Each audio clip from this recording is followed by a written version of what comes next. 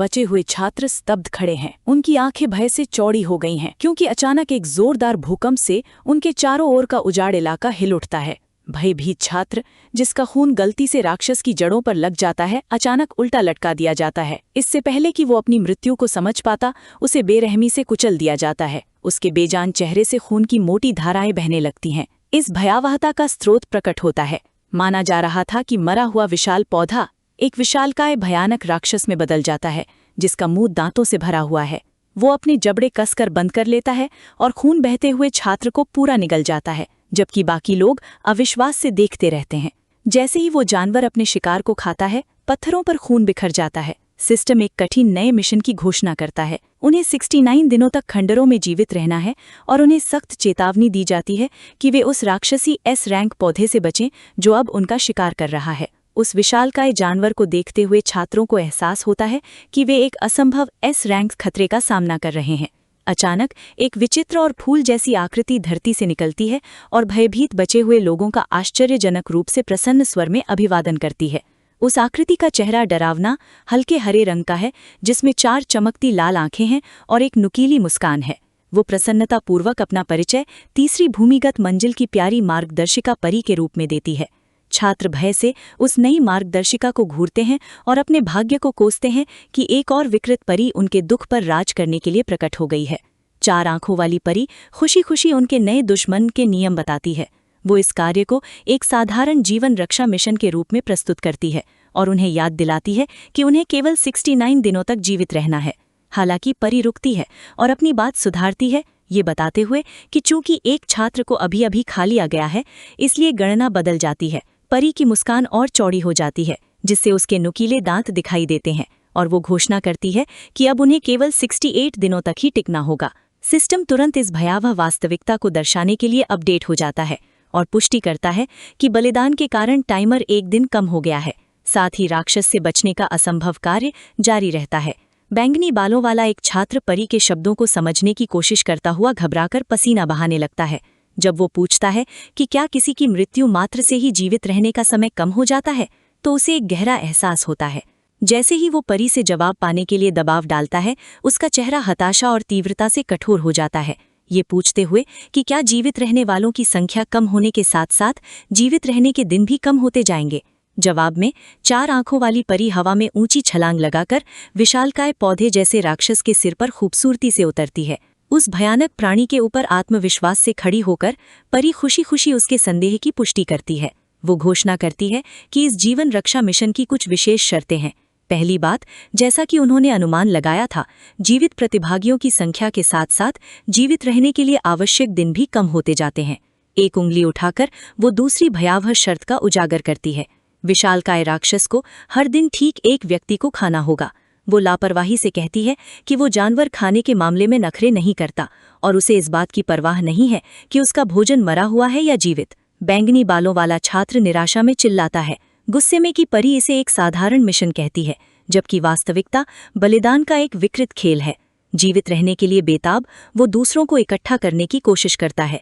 वो बताता है कि राक्षस खंडरों में इमारत में गहराई से जड़ जमाए खड़ा है और हिल नहीं सकता। वो सबको विकृत नियमों को नज़रअंदाज करके भागने को कहता है। हालांकि ग्रैन्युअल मन ही मन सोचता है कि उस जैसे गद्दार की बात कौन सुनेगा। परी की आवाज़ जल्द ही एक भयावह चेतावनी के साथ गूंजती है, जिसमें वो उन्हें भागने के बारे में सोचना भी मना करती है।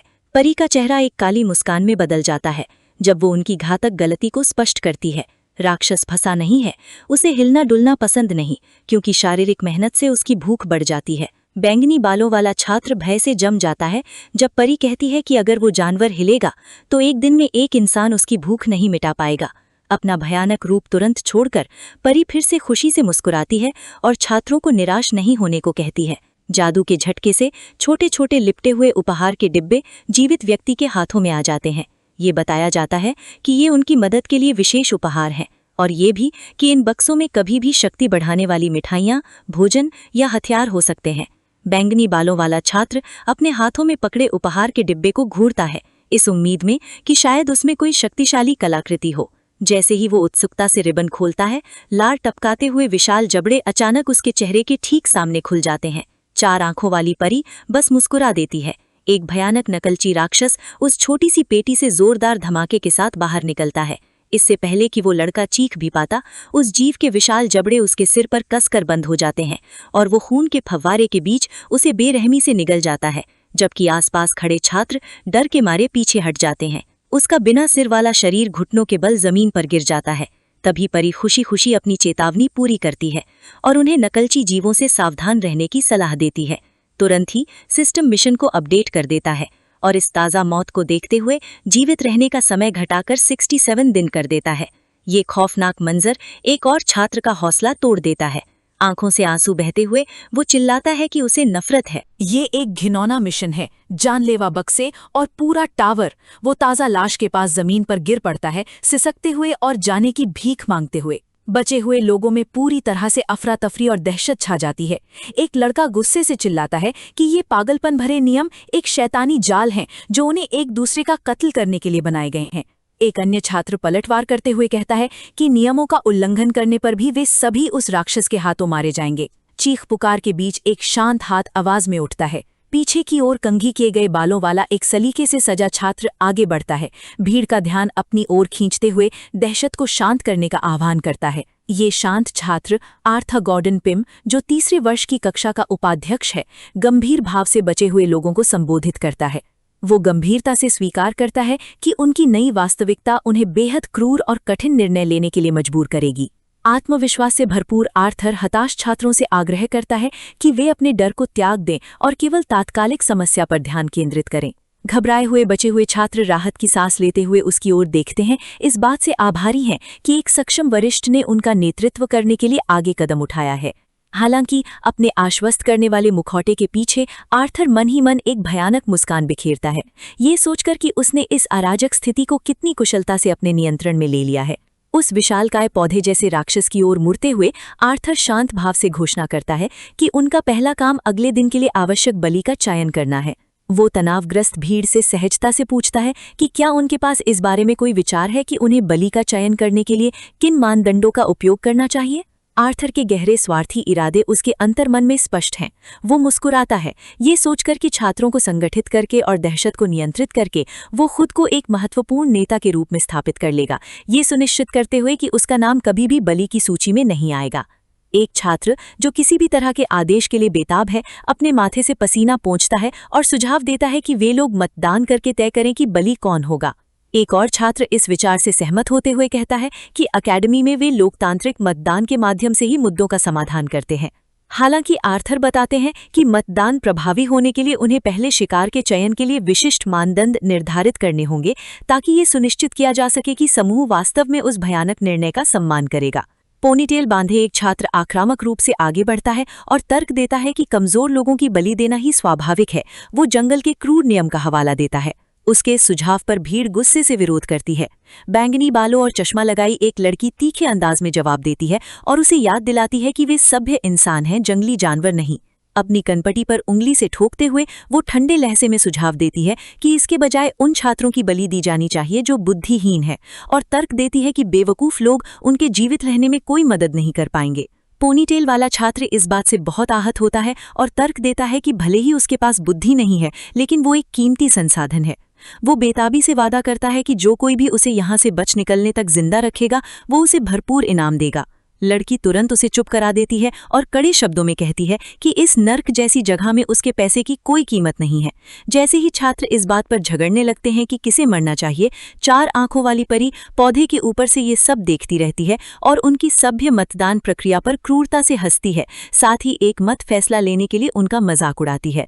जल्द ही एक भयानक सहमति बन जाती है और समूह की नजरें उस घायल छोटे बालों वाली लड़की पर टिक जाती हैं।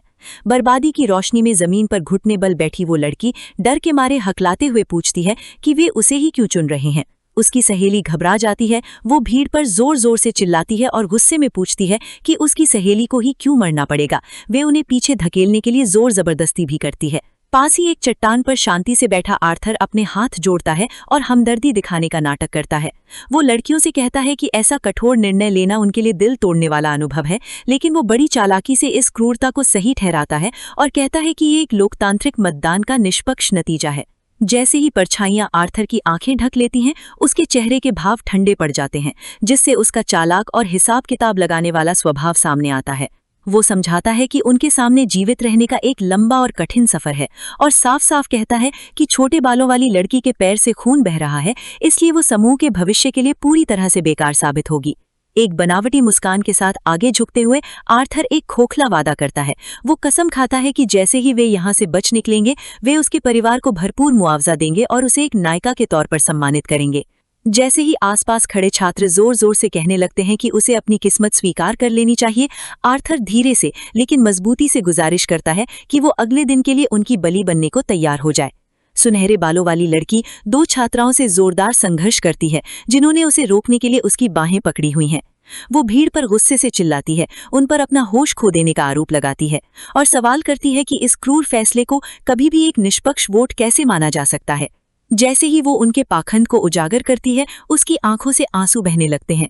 वो चिल्लाकर कहती है कि वे एक निर्दोष सहपाठी की हत्या को सही ठहराने के लिए केवल बहुमत के वोट का इस्तेमाल कर रहे हैं, क्योंकि वे सब खुद मरने से बहुत ज्यादा डरे हुए हैं। छोटे बालों वाली लड़की के होंठ कांपने लगते हैं और वो पूरी तरह से टूट जाती है। अपने हाथों को आपस में जोड़कर एक बेबस गुहार, वो बेकाबू होकर सिसक रही है, भीड़ से मिन्नत कर रही है कि बस एक बार उसकी जान बख्श दी जाए। धूल में घुटनों के बल गिरते हुए वो चीख कर कहती है कि उसके माता पिता और छोटे भाई बहन घर पर उसका इंतजार कर रहे हैं। उसकी सुनहले बालों वाली सहेली अभी भी बेबसी से जूझ रही है, और घायल लड़की रोते हुए कहती है कि वो यहाँ नहीं मर सकती और वो जी भर के जीना चाहती है। ये साबित करने की एक बेचैन कोशिश में छोटे बालों वाली लड़की खुद को जबरदस्ती खड़ा करती है।